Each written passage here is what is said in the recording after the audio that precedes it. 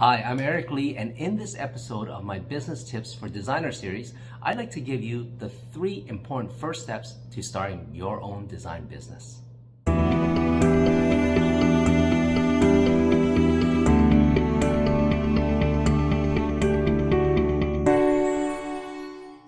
Whether you're an interior designer, a house designer, or a graphic designer, if you're thinking of going out on your own and starting your own business, then these are 3 important first steps for starting your own business. 1. Creating a business plan. Many people don't know about this step or skip it, but I would say it's their biggest mistake.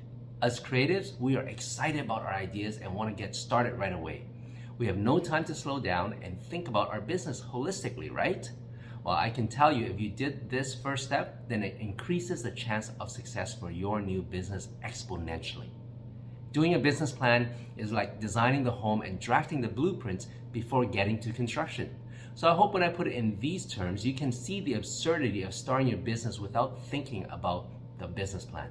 If you're not looking for a bank loan or money from investors, then you can keep your business plan fairly simple, but it's still good to go through the components of a business plan to make sure that you've thought through the different aspects of the business.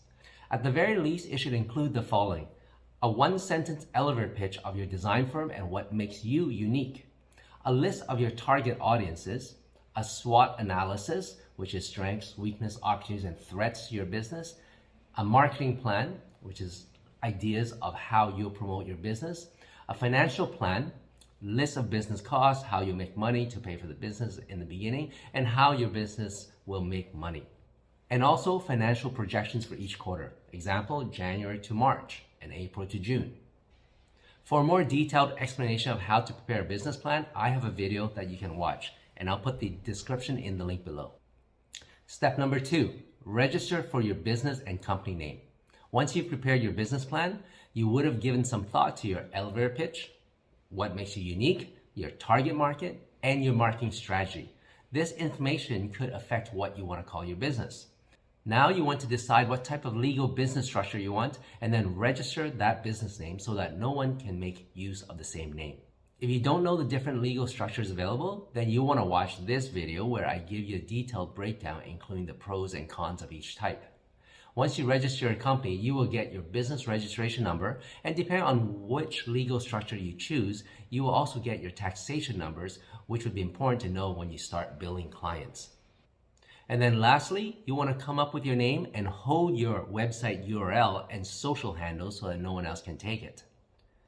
Now, the third and most important step in starting up your design business is to think about and execute on your marketing strategy. Starting with a business is very different than working for someone. It'll be up to you to let people know about your business and promote it like crazy, especially in the beginning because no one knows about it. Thinking about the marketing strategy is actually within the step of the business plan already, but you want to make sure that you dedicate a lot of your time to executing on that strategy.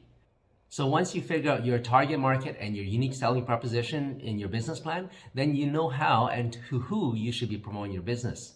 This will make your marketing efforts and dollars more effective because you're talking to the right audience for your services. Now, getting your first few jobs is going to take a while because first, they have to know who you are, they have to like what you're about, and then they have to trust that you can do what you say you're going to do before they give you the job. This is what I call the know, like, buy, trust cycle of a consumer, and I talk more about this in this video that I'll put in the link below. Now, these are 3 important first steps, but there are many more tips that I give you for starting your own design business in a video that I created, and I'll put the link in the description below. I hope this content will help you to start your design business. If you want a whole course with step-by-step instructions on how to start and run a design business, then please check out my online course at www.designersbusinessacademy.net. I'll also put the description in the link. For those of you listening to this on my audio podcast, then please go over to my Starfish YouTube channel to watch those recommended videos. They will be key for starting up a business. Look for the link in the audio podcast description. I'm Eric Lee, and I can turbocharge your success.